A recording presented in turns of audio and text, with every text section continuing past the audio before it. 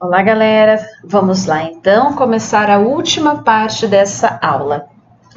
Quando nós falamos da crise republicana, nós estamos falando de um processo que vai estar bastante relacionado com a expansão territorial.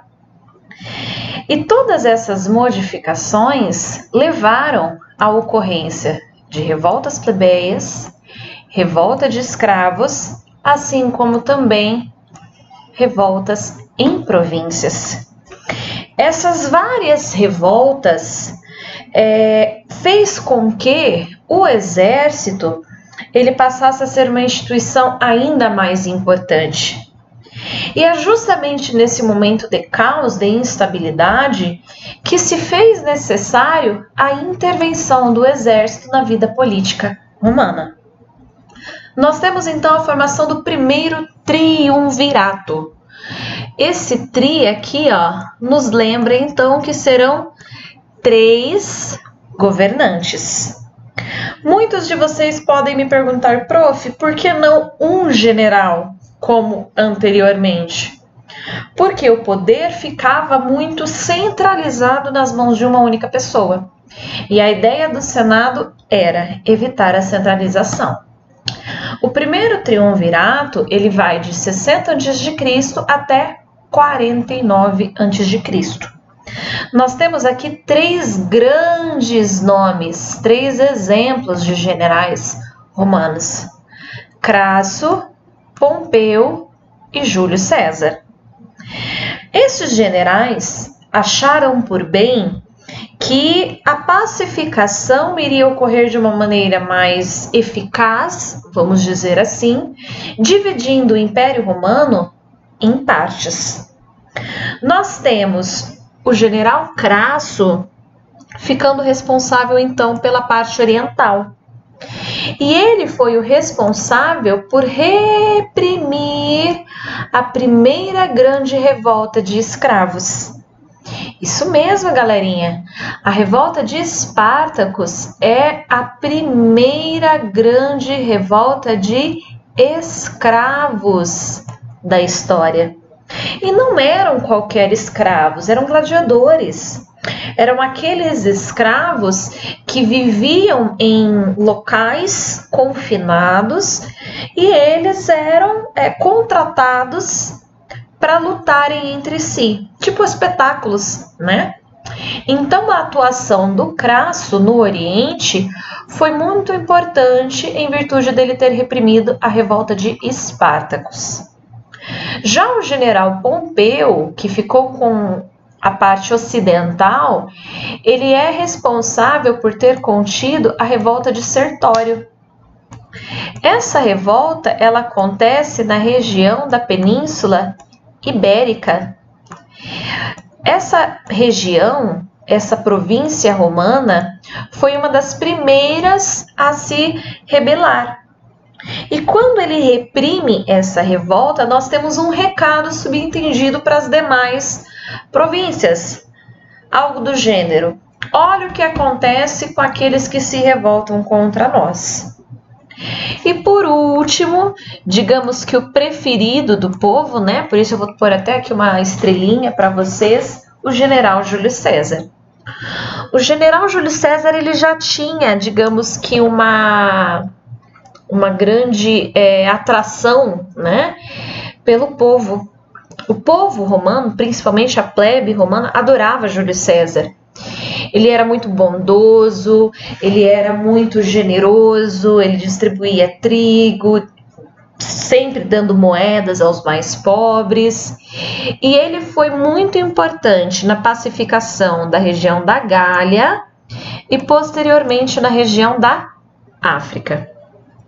Nos primeiros anos do triunvirato, Júlio César e Pompeu formaram uma espécie de aliança. Eles eram muito próximos. Tanto que o general Júlio César deu a mão de sua filha Júlia para o general Pompeu. Então isso os tornou bastante próximos um do outro. Nessa tela eu coloquei aqui para vocês a revolta de Espartacus, né? Eu quero que vocês percebam que eu tenho escravos. Como que eu sei que é escravo? Porque só usa a parte de baixo. E eu tenho, né, o exército romano aqui com a farda, né? Foi uma repressão muito violenta. Nós tivemos ali um grande número de mortos e muitos deles acabaram empalados, né? Ali ao longo da Avenida Central de Roma. Mas esse triunvirato, não pensem vocês que foi pacífico, que foi tranquilo. Existia ali uma grande rivalidade entre esses generais, um querendo demonstrar mais poder que o outro.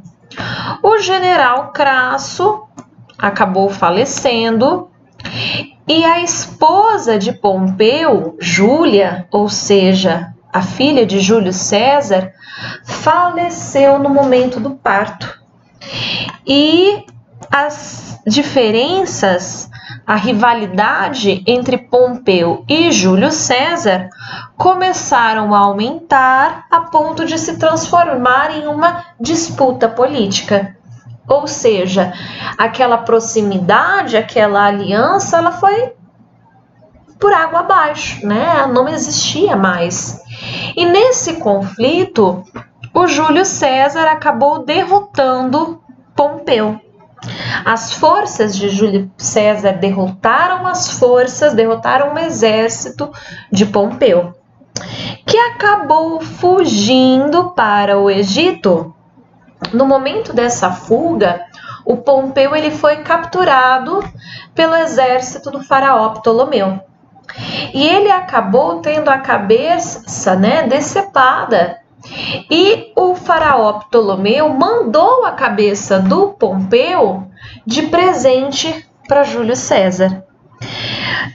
Podemos pensar que o Júlio César ficou feliz, afinal de contas era a cabeça do seu inimigo que estava ali, né? Mas não, ele ficou bastante indignado, né, com a conduta, com a postura do faraó, e ele invadiu o Egito.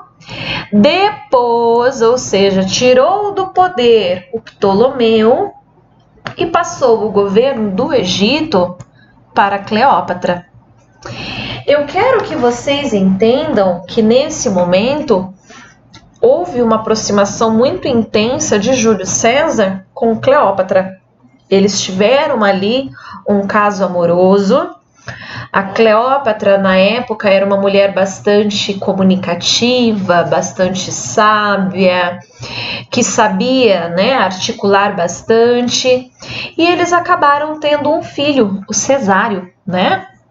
Quando Júlio César retornou para Roma, ele recebeu o título máximo, que seria o de ditador perpétuo.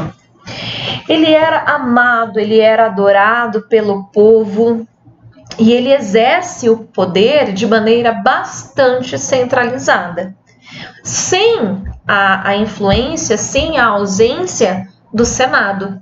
Por isso que nós chamamos de autocracia. É um governo pessoal dele, unicamente, ok? E ele adotou uma série de medidas populistas.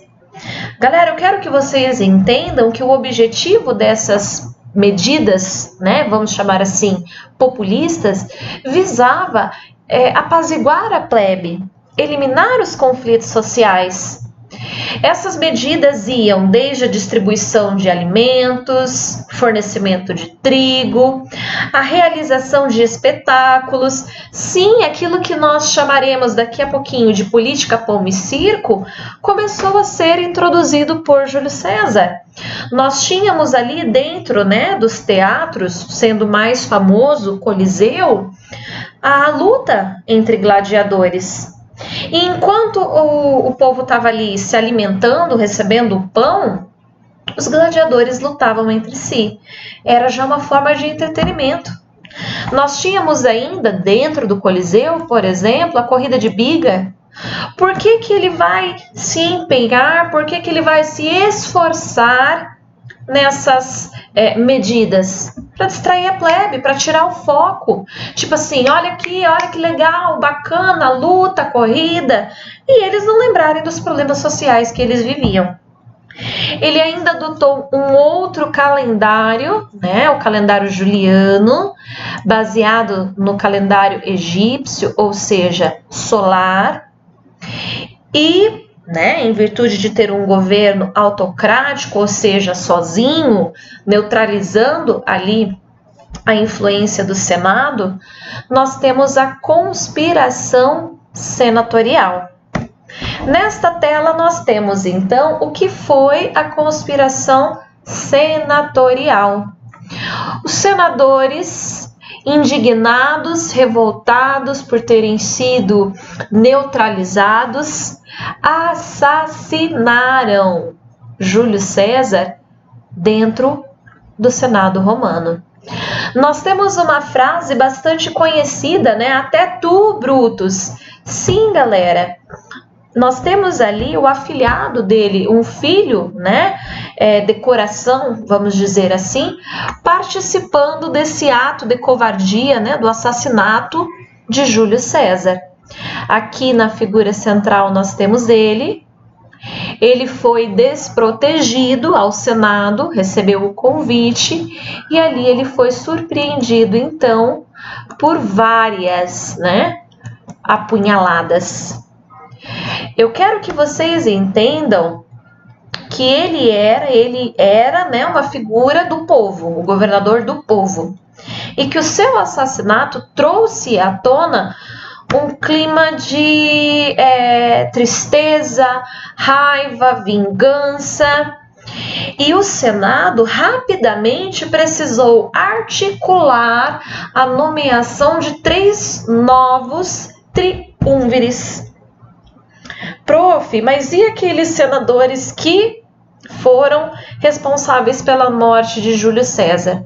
Foram todos reprimidos, foram todos executados. Então é o que nós chamamos de repressão senatorial. Nós temos aqui a nomeação de 2 nomes que eram extremamente ligados a Júlio César.